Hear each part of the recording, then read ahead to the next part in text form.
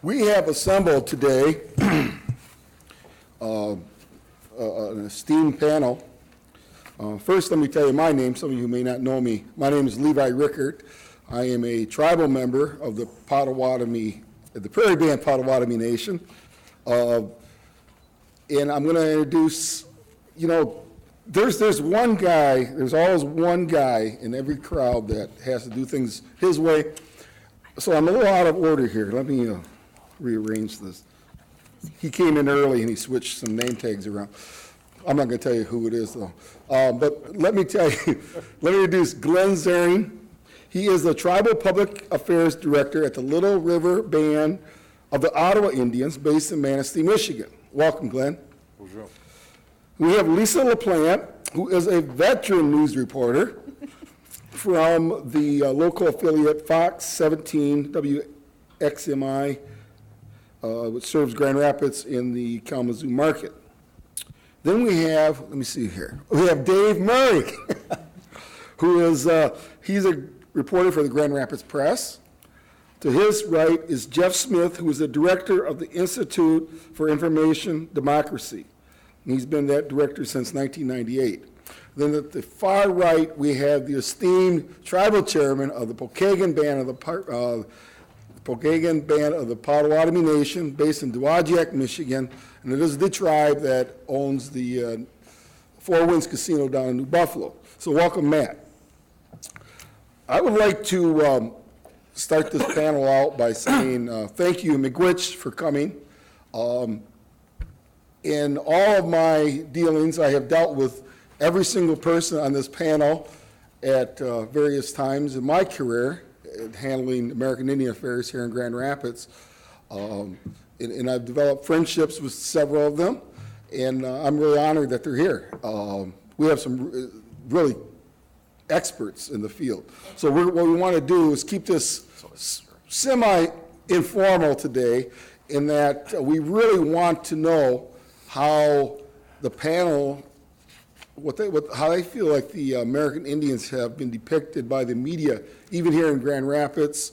As one politician said one time, all of politics is local, and I think that in the context of what we're trying to accomplish today, we would like to really localize this and figure out maybe how we can improve relations with the media. And I'm not saying it's in bad shape, but I think there's always rooms for improvement.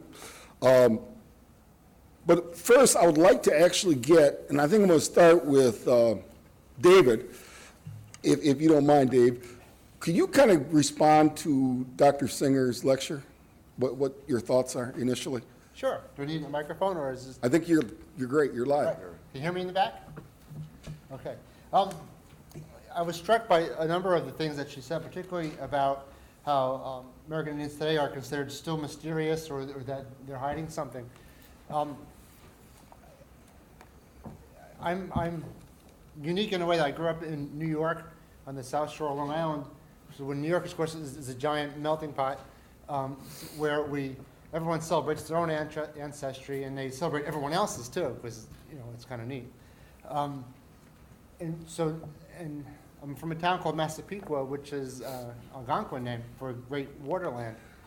And we did celebrate our Native American heritage growing up, so it wasn't quite mysterious to me. And I didn't think of it as being hidden, because there are people in my community who spoke like I did, or hopefully better, and they were regular folks like anyone else, and it's a part of that great melting pot. So I approached my job with that sort of background, to where we kind of expect everyone to be a little bit different, because growing up in an area where everyone was a little bit different. Okay, thank you, Dave. What about you, Jeff? Could you respond? Sure. There was a lot of things that, if we had the rest of the afternoon to talk about all the themes that I think Dr. Singer sort of touched on. But a couple of things that sort of struck me in particular. One was just, sort of again, that it's a constant reminder that we need to really always think critically about the media we consume, the media we produce, and how the public sort of interacts with that. I thought her statements about, both how we negotiate those messages influences how we communicate with each other and how we're sort of losing that capacity or ability to sort of have that sort of one-on-one interaction. But I was also sort of, I think challenged, about my own sort of privilege as a white male in this society, about constantly sort of rethinking about what's my obligation, what's my responsibility, and to sort of challenge this. And because of the work we do through GRID, which is we're a local media watchdog, I mean, it's of always trying to think about those kinds of things as it relates particularly to the Native community. So just for example, we just finished another 50 film study, and of the 50 films released on DVD in 2010, only one even has one Native character in it, and that's, the Twilight New Moon. And even within that context, Native people by and large are sort of still seen as sort of savage. They're only embodied by their physical bodies. They're very they succumb to their emotions. They get mad really easily. There's this sort of interesting juxtaposition between them and sort of the white vampires who are very cool and calm, who economically are more privileged, who don't give in to their emotions, all those kinds of things. So I think that's the kind of stuff I really appreciate about what Dr. Singer had to say in terms of, again, how do we think about the stuff that all of us are consuming and how we see ourselves in relationship to that. Okay. Thank you. Lisa. Well, about 3 years ago, Dave and I both worked on a story that was quite big in the area. A school with a Native American program was being shut down. Students were being forced to fold into other traditional high schools. There were about 100 students at the school, many of them of Native American ancestry. And they felt comfortable with this school. They felt comfortable with the educators there. They were taught about Native American history, and now they were being asked to select traditional high schools, which generally have a higher population. They weren't going to get the same one-on-one attention, and they were concerned. And one of the things that I saw as an issue in all of this was that the decision was made without discussing it, and Levi, you and I talked about this quite a bit. The decision was made by the superintendent and the board without really including the community, and that was a real sticking point. And there was a meeting that Levi actually contacted me. He said, come down, you need to be at this meeting, and we were not allowed in, which is a stunning thing when you're a member of the media and you have a school district that's meeting with parents and you're told you cannot come in. We were on the phone with our attorneys and they finally did let us in, but it bothers me that as a member of the media that there was this secretiveness, not just with working with us, but also within the community. Mm-hmm. And that was done on the pretense of no child left behind. Exactly. It was the best things for the Indians because they were going to all of a sudden get highly qualified teachers. And I, as a citizen, taxpayer in the city of Grand Rapids, I had already assumed that we had highly qualified teachers all along, but those were the types of buzzwords that were being floated at that meeting. Glenn, why don't you respond to Dr. Singer, and I'm going to get to my good buddy down there, the chairman.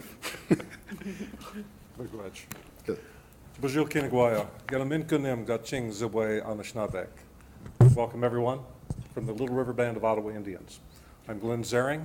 I'm a Kituwa descendant, and I'm honored to be the head of the Office of Public Affairs for our tribal government. I would really like to thank Dr. Singer. I'd like to thank the university here for bringing us together. I actually did my homework. Probably should say that sitting at a university. I read Dr. Singer's book, and I found it enlightening. I found it spoke to a number of the conceptions or preconceptions or misconceptions that I had, and it hit a note for me. When I was thinking about the understanding portion of Native Americans in the media and pretty much anyone else, I got to thinking that the problem was, like we have in the media, and Lisa and I spoke about this prior to our meeting today, the short amount of time that we have to devote to the study of much of anything. The 20-second soundbite in the news media, the 1-hour documentary, which is probably about 40 minutes, have to have commercials.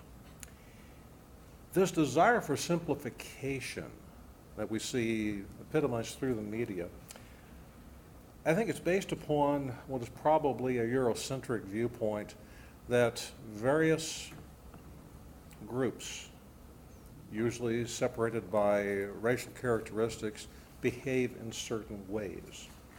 The Greeks will do certain things, the Italians, the Irish, the blacks, that we all as a group, as Indians from our side, behave certain ways to certain stimuli. And I was reading in Dr. Singer's book, in the introduction, one place where she says, whatever the label, Aboriginal, American Indian, Native American, we're tired of being referred to as the Indian problem. So my discussion begins with an Indian solution. And I was thinking about that because, again, you have to forgive me, one of my minors was political philosophy. Sorry about that. Too often, I think that we are viewed as an anomaly that now happens to have casinos and money and influence and sovereignty, a number of things which nobody really understands outside the tribe and in many cases within the tribes. We have not paid sufficient time or attention to understanding of what are some fairly diverse, vague concepts. But given that fact that we need to devote some more time and some more honest research to it, we need to realize that the Native American world brings to the other world some solutions, some observations that can be helpful. And as my dear friend Matt would say, you know, we don't tell short stories, so I'll try and wrap this up for you.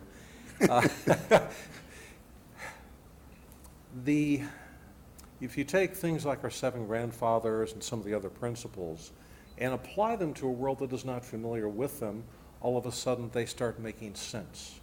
We bring some solutions through some of our philosophies and beliefs which can be applicable here to the issues we are all having to face. That's why I thank Dr. Singer for this wording about an Indian solution. We're not a problem, we're part of a solution. And I think you would find among us that we would like to be able to offer that assistance. Miigwech. Miigwech.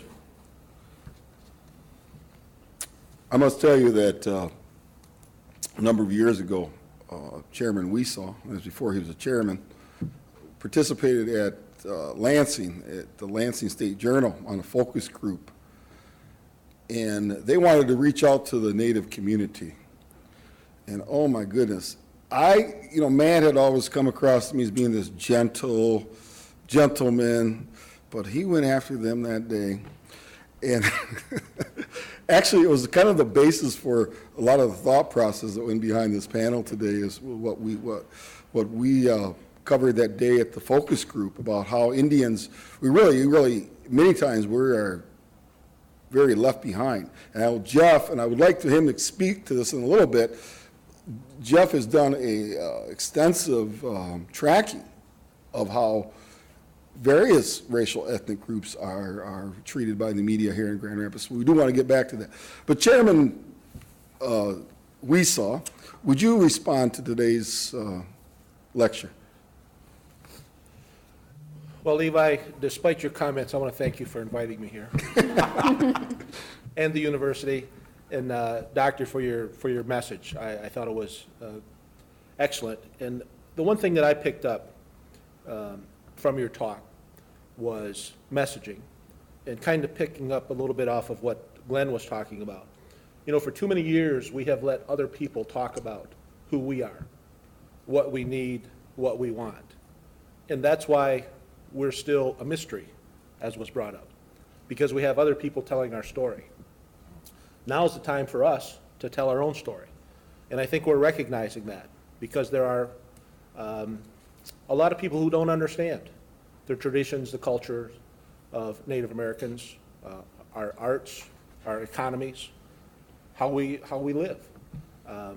So without us telling that story, the story will never be told properly, and we will always be the mystery. There will always be the unknown. There will always be the fear.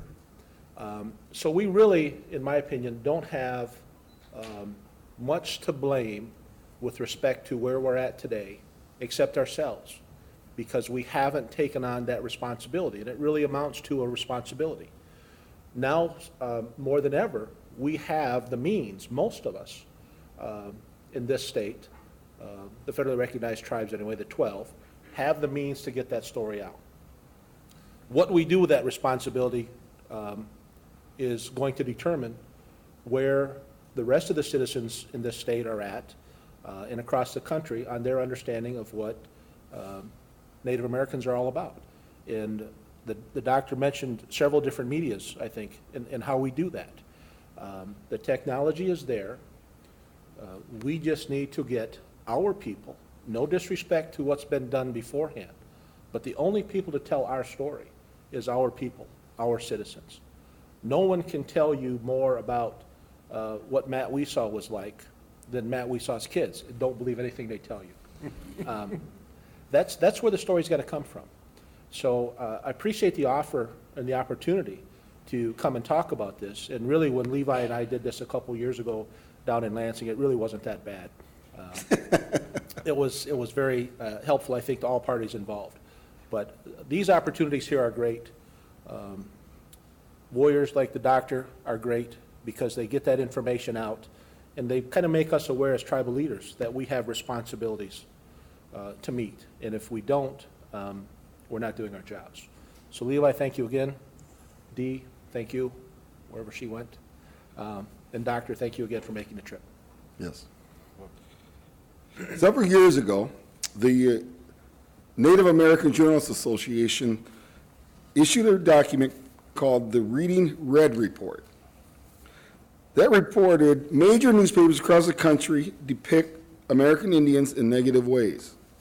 Let me quote, "The miseducation of America resulted in prejudicial news coverage for Native Americans. Many journalists unwittingly pass on their lack of knowledge through word choice, limited sources, and repetition of outdated scientific theories." For the audience, I want to tell you the name of it again. It's called Reading Red Report. It's a little dated, maybe 2002. It's a little dated now, but it's still well worth reading. And what happened was it covered, I think, 14 of the major newspapers in the United States and how Indians were depicted. So I have a question for you, David Murray, from the Grand Rapids Press.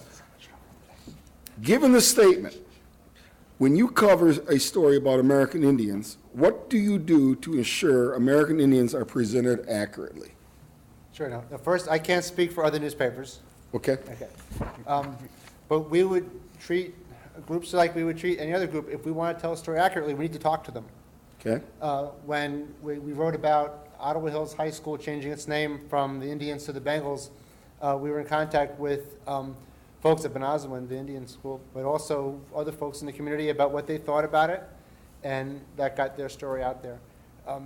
When we wrote about, what was that one? Well, the issue with the alternative school, we were in contact, and there's no substitute for, like you said, you can't let other people tell your story. And I'm more the conduit to tell your story. So if a story is written about the community that doesn't include the community, then you should be shouting and yelling, because that's not the way that should be. Okay. Lisa, could you respond? Ditto. Really, I think that journalists have a responsibility to talk to the community at large, to get different opinions. Sometimes when you actually are a part of when you go to these meetings or when you go out in the community, you glean a lot of information that you wouldn't from reading the newspapers that we're talking about. And again, I can't speak for those newspapers, but it's important for somebody who is working on a story to get out there and to talk to people and find out. And the other thing is, on the flip side of that, don't be afraid to come to us and tell us your opinions about these things. I think a lot of times people think that people who work in the media are not reachable, And that's not true. We want to hear the other voices. We don't want to hear just one side of it or the PR side of it. We want to hear everybody's voice. And oftentimes you'll see in social media, which I think it has its challenges. We talked about this earlier. It does have its challenges, but it gives everybody a voice. When you can read a story and you can comment on it, and I can see your comments on it, and that makes me know better what I need to do to get every side of a story. There's more than two sides to every story. And so while I have a responsibility, I say that people out there in the general public also have to let us know what we're doing right and what we're doing wrong. I think we're getting better. I mean, you folks might disagree. But I know when we spent the time working on the alternative school, years before I did a feature about it, and I spent most of the day there with, it was Mr. Yab, I believe, was Yes. the principal. And it's enlightening because nothing takes the place of being there. And our policies are evolving and changing as well at the press in terms of sports nicknames. I spoke to the sports editor last night to see what changes they've made. And while they try to avoid using the nicknames in the headlines, it's a nickname, you can't change that. But they don't use words that would be considered demeaning. You won't see, well, you know the words, that I'm not going to say here. But you don't see them in our headlines either, and maybe years ago that wasn't the case. So I think there's an understanding that's growing over time. I'm sorry, there is one more challenge, though, to that. And you mentioned that we, as a local media, do try to do that. There is a corporate, I mean, what I do makes money. And so there's still somebody standing over my head saying, we're going to cut, we're going to cut, we're going to cut. And so you see a lot of these national news stories are written by individuals who are not necessarily from around the parts where they write these stories. And so you do see on a national news level sometimes where people will take shortcuts and they will just regurgitate whatever was fed to them. And unfortunately, you'll sometimes see that in wire copy, and it does get spread out and disseminated in a way that it probably shouldn't. And so while I think on a local level we're getting better, when we're talking about national stories, I think that it's still skewed. Mm-hmm. And I'm not on the panel, but I'm the moderator, so I'm going to interject something that happened within the last 2 years as it relates to the Grand Rapids Press. And I don't remember the exact quarterback or somebody injured a knee, and the headline said, "Wounded knee, such and such." I found that very offensive, and I wrote a letter or an email to the editor of the sports, and I said, if you realize what happened with the massacre at Wounded Knee in 1893, and even what happened in 1973, you would not have used that headline. And she called me, I believe it was on a Saturday, she called me on Monday morning and was very apologetic. She said, "Oh my God, I cannot believe this happened." She was highly embarrassed. And in fairness to her, she responded, and I'm sure that will never happen again at the Grand Rapids Press, but I concur with what the other panelists are saying. That it's really our responsibility to hold them accountable as well. Glenn, you want to say something? Yes. About 7 years ago, I came here working with the Ottawa tribe, and we had really bad media relations. You know, they just didn't like Indians, and we weren't real fond of them. Excuse me. But we have a responsibility, and I believe Chairman Weesaw and Lisa have both alluded to it, to educate. We have to be able to capsulize our message from the tribal nations to make them available, if you will, as backgrounder for the media. Now, I was on the dark side for a number of years, and always trying to find background information, because it let me be a better reporter, a better journalist. So I think we on the tribal side have to do the same thing to put together a message in a more easily digestible form, if you will, while remaining true to our message. And I don't think you'd be rebuffed either if you approached the reporter. I'm sure that we'd be pretty open Well, things are much better now than they were. Oh, I good. know that. Well, we're a curious sort as a group, you know? And so someone wants to come and teach us something new, we're generally tend to be pretty open to it, I would think. I see Jeff wants to say something. Yeah, I mean, Grid's been doing sort of monitoring work for the last 12 years, and I wouldn't recommend that people do it, if you want to maintain a certain level of sanity. But, looking at 5 hours of local TV news a day and monitoring the Grand Rapids Press, and so their main sources of information in this community, we look at the cumulative effect of media. So while there may be individual stories that people might do a decent job on, we just try to look at, over a long period of time. We've done anywhere from 6 month to year-long studies. And all those studies over the years, there hasn't been much of a sort of a data shift. So if you look at how much Native Americans are even represented in news stories cumulatively, it's less than 1% of all news stories for the market. Now, when they do, they tend to be kind of within these race-specific sorts of reporting, like what happened with the closing of the school, or the annual powwow, or the casino that's going up in Wayland, or those kinds of things. And it's not a question of those things are good or bad. The point is that they're very race-specific. So it's another form of racial profiling, because what it says is that Native American people don't have opinion about economic questions, about public health issues, about local politics, about other dynamics. In other words, they're sort of kind of hedged into this little box that's the only thing that they can sort of speak to. Now again, I don't think that's intentional on the part of the news media. They sort of sit around and sort of hatching these notions of how we represent them. But because they work within a framework sort of institutional racism, because they're part of these large institutions, that's the output. And then I think we have to ask ourselves, how does then the public negotiate those messages? If that's how particularly how white folks negotiate those messages, that's how they see Native Americans, is only when they have an issue about a school being closed or something, again, that's sort of seen as oppositional. So I think if we're going to be honest about how we look at this, we have to look at it sort of in a cumulative sense, in a bigger picture about how news gets produced and about whom, and sort of again why. I mean, and I think Dr. Singer pointed out one of the important things we had to really come to terms with, and Lisa even alluded to this, is that we have higher concentration of media ownership, which is driven by the profit margins. It's not driven by how do we best represent the diversity of each community. It's just not how it works. And I think Lisa alluded to the corporate money-making side of it. I know that we here in Grand Rapids, I think in Kent County, we represent less than 1% of the population. And I can remember I was on a committee at the community college, and I was actively a planner of this, I think it was called Delta Strategy. And I got to the room, it must have been 300 people in the room.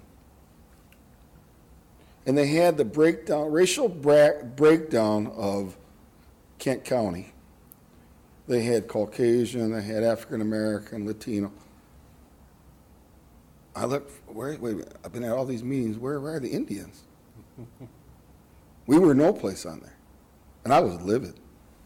And I find many times, and Lisa, you said a lot of these things are corporately generated.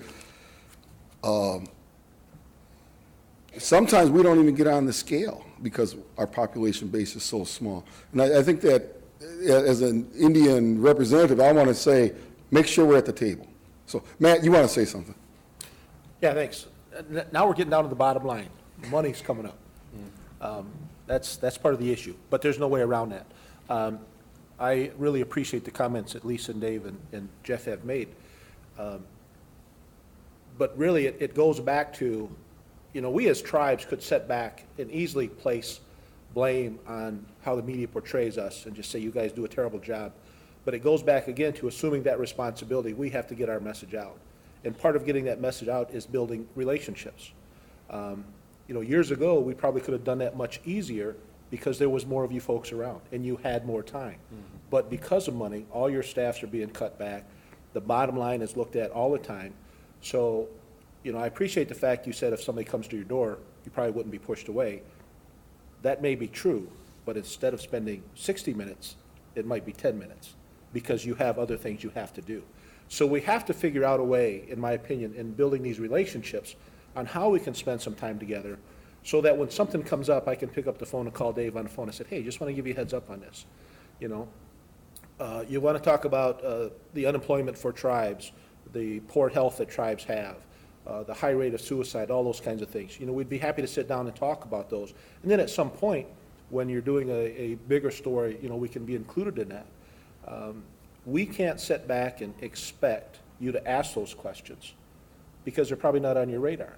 But if through conversation and relationship building, we pass on those stories to you, now when you're thinking about something, you say, oh, you know, I remember Matt said something about, you know, the unemployment rate among tribal citizens is, you know, 35%, which dwarfs, I don't know if that's what it is, but dwarfs what the state of Michigan's is, even though we're the second highest in the country.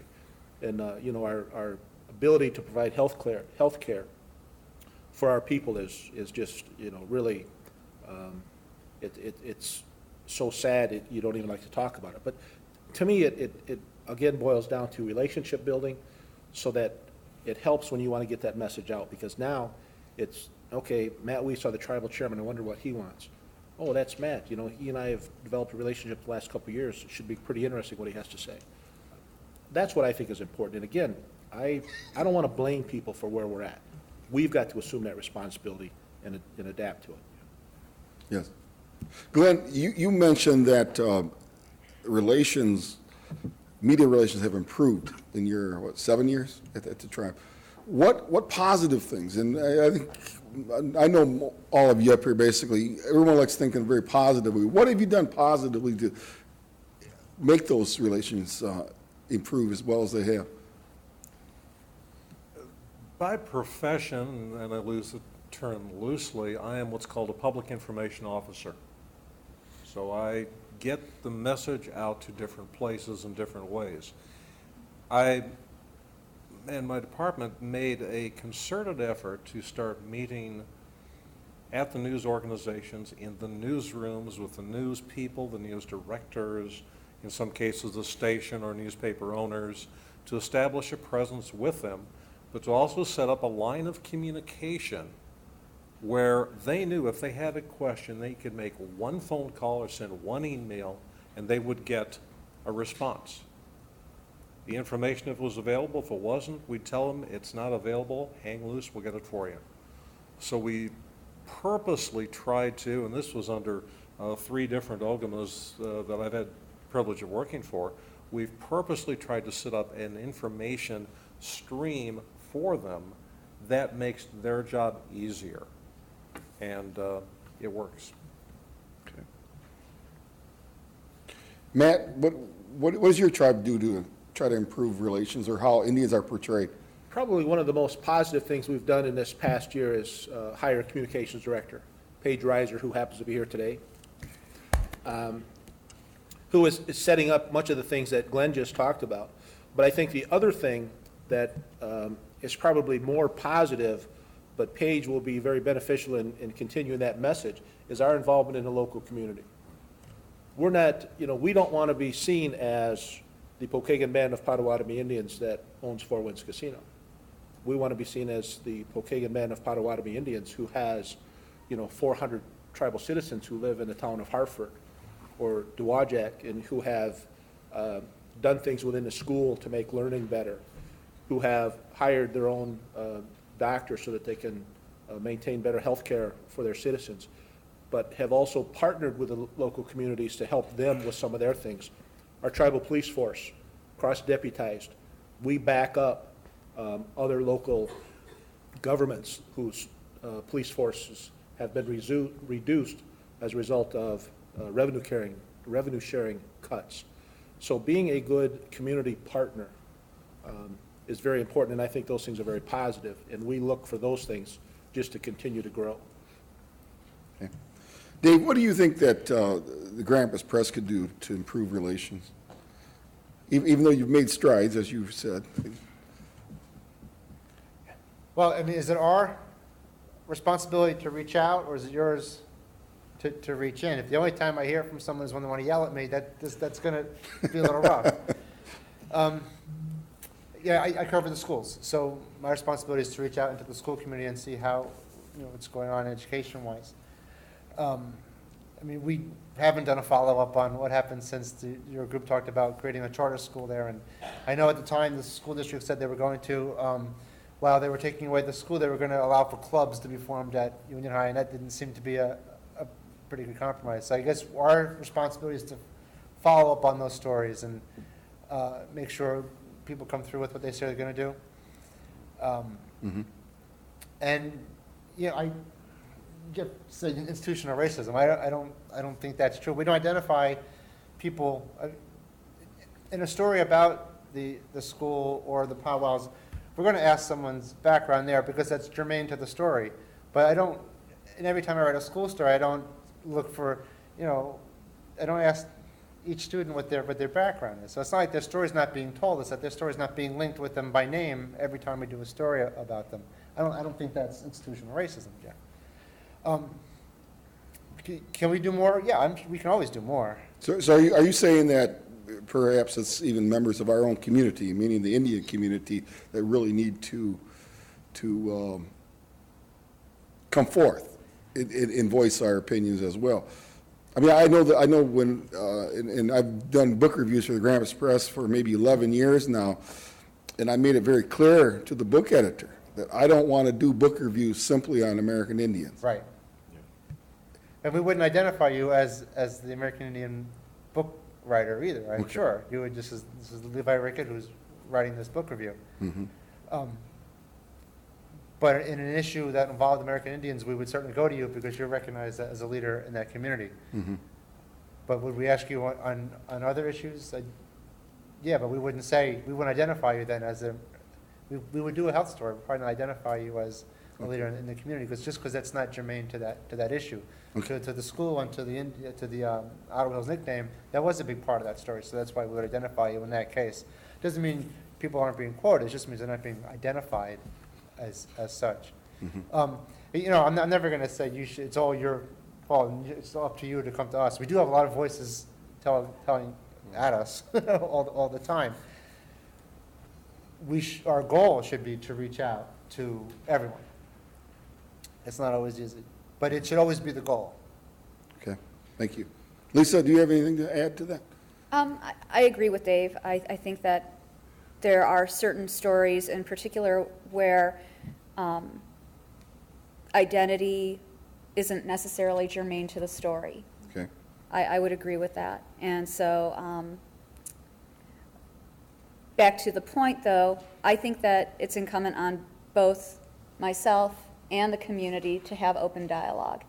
And again, I believe that if you feel that there's something in the community that needs to be brought to light, the best way to do it is to come to a member of the media, whether it's the Grand Rapids Press, whether it's Fox 17, whether it's Wood TV 8, whoever you watch or whoever you read. Because we drive the same routes to work every day. We read the same types of publications every day. We don't necessarily know everything going on. And, I've had people say, well, why didn't you cover X event? We didn't know about it. Sometimes we don't get those press releases. And that's something that you said in sitting down and talking to people in a newsroom, that's the type of thing that you talk about is, hey, you know what? Let us know when the next thing is going on. We'll be there, provided there's nothing earth-shattering in between. But it's about building relationships, and feel free to build a relationship with members of the media, because we want to know what's going on. We might not run in the same circles. And we're really nosy. It's part of your job. It's an occupational thing, yeah, it's an occupational thing.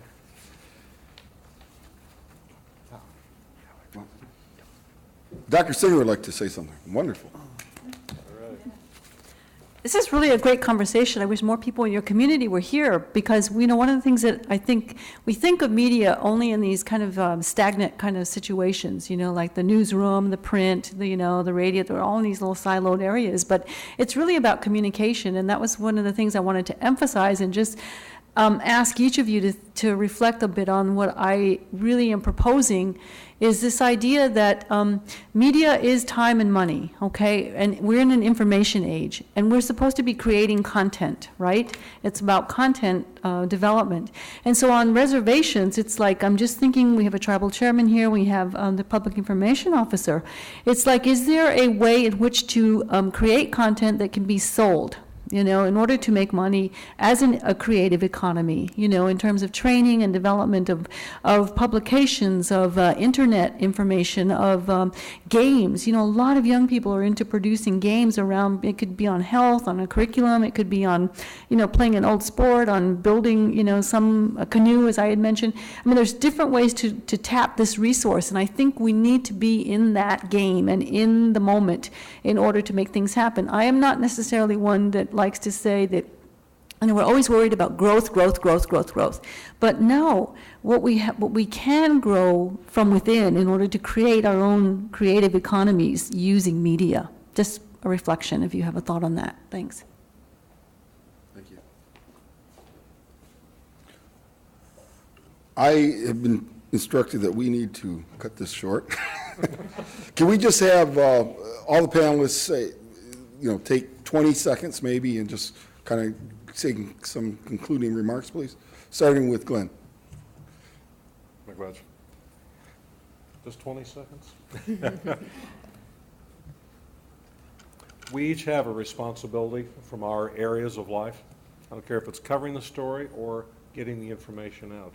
I think in a respectful way, and I stress that term, we need to take that responsibility more seriously, and we need to look at these methods of communication and interaction and actually take them to our heart and just do them.